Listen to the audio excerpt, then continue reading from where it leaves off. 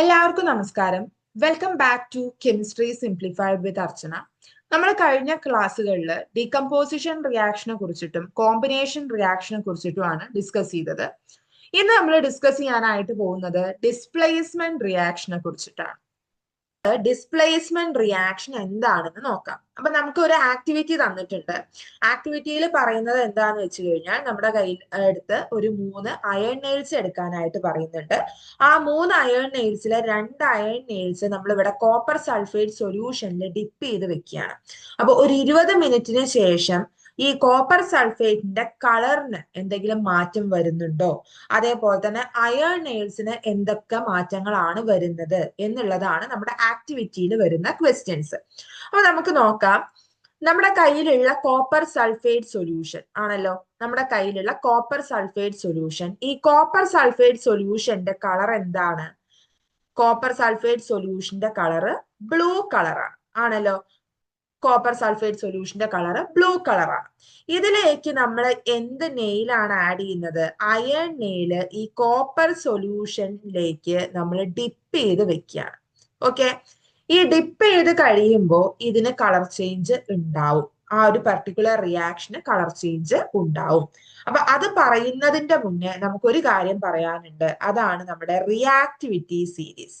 Okay, reactivity series നിങ്ങൾക്ക് നോക്കിക്കഴിഞ്ഞാൽ ഇവിടെ കുറെ എലമെന്റ്സ് എഴുതിയതായിട്ട് കാണാനായിട്ട് പറ്റും. അപ്പോൾ റിയാക്ടിവിറ്റി സീരീസിനെ കുറിച്ചിട്ടാണ് നമ്മൾ ഇവിടെ ആദ്യം പറയുന്നത്.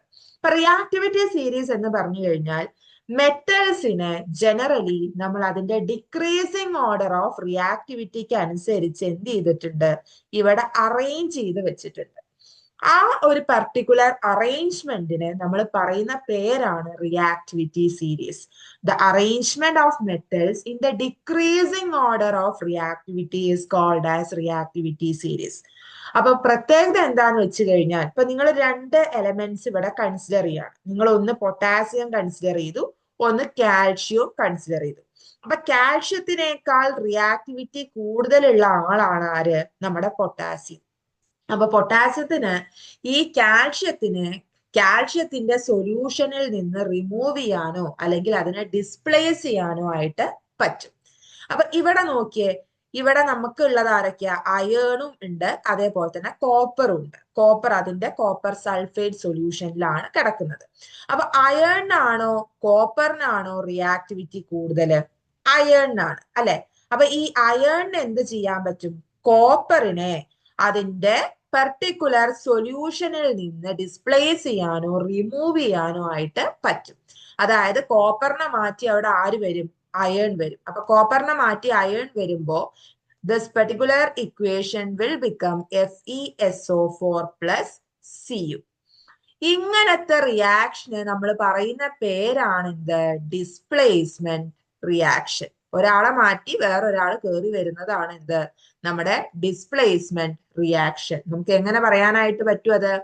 More reactive metal or A more reactive element displaces the less reactive element from its salt solution. വെറുതെ അങ്ങനെ ഡിസ്പ്ലേസ് ചെയ്യാൻ പറ്റില്ല. അതിന്റെ സോൾട്ട് സൊല്യൂഷനിൽ നിന്ന് മാത്രമേ എന്ത് ചെയ്യാൻ പറ്റുള്ളൂ? ഡിസ്പ്ലേസ് ചെയ്യാനായിട്ട് പറ്റുള്ളൂ. അപ്പൊ ഈ പർട്ടിക്കുലർ റിയാക്ഷനെ നമ്മൾ വിളിക്കുന്ന പേരാണ് എന്ത്? Displacement reaction. The more reactive element displaces the less reactive element from its salt solution. അതിന് നമ്മൾ പറയുന്ന പേരാണ് എന്ത്? Displacement reaction. ഇനി നമുക്ക് കളർ ചേഞ്ചിലേക്ക് വരാം. നമ്മൾ പറഞ്ഞു നമ്മുടെ കോപ്പർ സൾഫേറ്റിന്റെ കളർ എന്താണ്? ബ്ലൂ കളറാണ്. അപ്പൊ ഈ ബ്ലൂ കളറുള്ള കോപ്പർ സൾഫേറ്റ് സൊല്യൂഷനിലേക്ക് നമ്മൾ അയൺ നെയിൽ ഡിപ്പ് ചെയ്ത് വെച്ച് കഴിഞ്ഞാൽ 20 മിനിറ്റിന് ശേഷം നിങ്ങൾ നോക്കുമ്പോൾ നിങ്ങളുടെ അയൺ നെയിൽ ഉണ്ടല്ലോ, അയൺ നെയിലിന്റെ മുകളിൽ ഒരു ബ്രൗൺ കളർ കോട്ടിങ് നിങ്ങൾക്ക് കാണാനായിട്ട് സാധിക്കും. നിങ്ങൾക്കൊരു ബ്രൗൺ കളർ കോട്ടിങ് അയൺ നെയിലിന്റെ മുകളിൽ കാണാനായിട്ട് സാധിക്കും. ഇനി blue colour of the solution, അവിടെ നമ്മൾ പറഞ്ഞു നമ്മുടെ കോപ്പർ സൾഫേറ്റിന്റെ സൊല്യൂഷന്റെ കളർ എന്താണ്? ബ്ലൂ കളറാണ്. ആ ബ്ലൂ കളർ എന്തായിട്ട് മാറിയിട്ടുണ്ടായിരിക്കും? ലൈറ്റ് ഗ്രീൻ കളർ അല്ലെങ്കിൽ പെയിൽ ഗ്രീൻ കളറായിട്ട് മാറിയിട്ടുണ്ടായിരിക്കും. സൊല്യൂഷന്റെ കളർ എന്തായിട്ട് മാറിയിട്ടുണ്ടായിരിക്കും? പെയിൽ ഗ്രീൻ കളറായിട്ട് മാറിയിട്ടുണ്ടായിരിക്കും. അതെന്താണ് വെച്ച് കഴിഞ്ഞാൽ നമ്മുടെ ഈ ഒരു അയേൺ നെയിലിന്റെ മുകളിലുള്ള കോട്ടിംഗ്, ബ്രൗൺ കളർ ഉണ്ടാവാനുള്ള കോട്ടിംഗ് ആയിട്ട് വരുന്നത് നമ്മുടെ കോപ്പറാണ് ഇവിടെ അയേൺ നെയിലിന്റെ മുകളിൽ ഡെപ്പോസിറ്റ് ചെയ്യുന്നത്. അത് കാരണമാണ് അയേൺ നെയിലിന്റെ മുകളിലെ കളർ എന്തായിട്ട് മാറിയത്, ബ്രൗൺ കളറായിട്ട് മാറിയത്. ഇനി കോപ്പർ സൾഫേറ്റ് സൊല്യൂഷനിന്റെ കളർ എന്താണ്, ബ്ലൂ കളറാണ്. അത് അവിടെ കോപ്പറിനെ ഡിസ്പ്ലേസ് ചെയ്ത് ആര് വന്നു, ഫെറസ് സൾഫേറ്റ് ആയി, അല്ലെ, അയേൺ ആയിട്ട് വന്നു. അപ്പൊ അയേണിന്റെ കളർ എന്താണ്, അല്ലെങ്കിൽ അയേൺ സൾഫേറ്റിന്റെ കളറാണ് എന്ത്, നമ്മുടെ pale green colour. And the color changes due to the formation of FeSO4.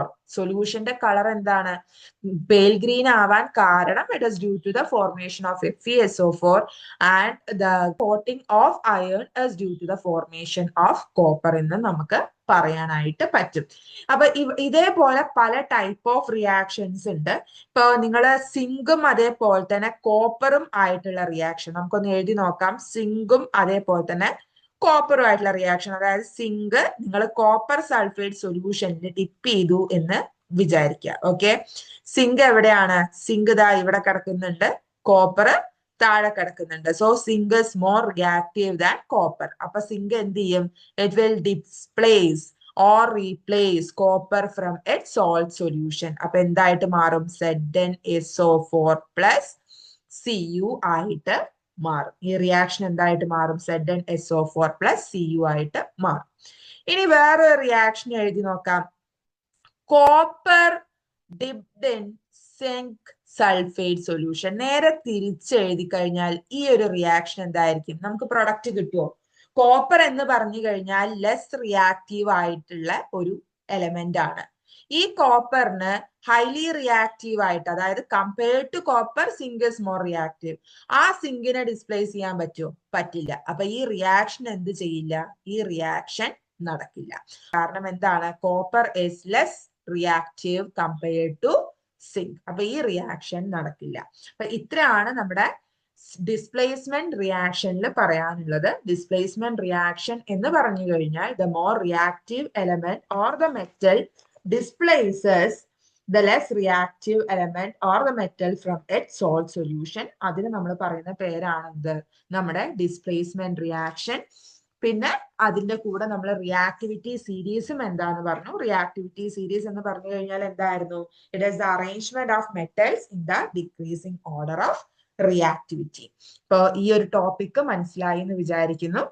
Topic ഇഷ്ടപ്പെട്ട് കഴിഞ്ഞാൽ ലൈക്ക് ചെയ്യുക, ഷെയർ ചെയ്യുക, സബ്സ്ക്രൈബ് ചെയ്യുക. Thank you.